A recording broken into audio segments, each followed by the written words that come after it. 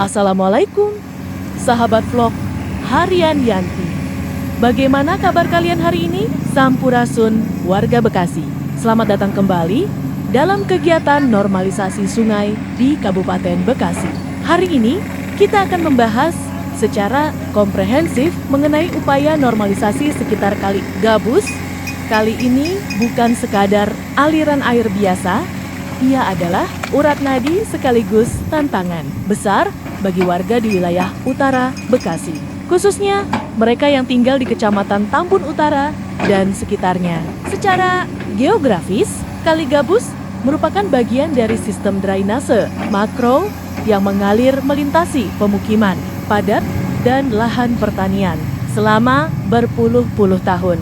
Kali Gabus telah menjadi saksi bisu perkembangan pesat. Bekasi dari daerah agraris menjadi kawasan industri dan residensial. Namun, seiring dengan pertumbuhan penduduk, beban yang dipikul sungai ini semakin berat. Pendangkalan atau sedimentasi, penyempitan sempadan sungai, hingga tumpukan sampah menjadi pemandangan yang tak terelakkan. Setiap kali musim penghujan tiba, kekhawatiran selalu menghantui warga.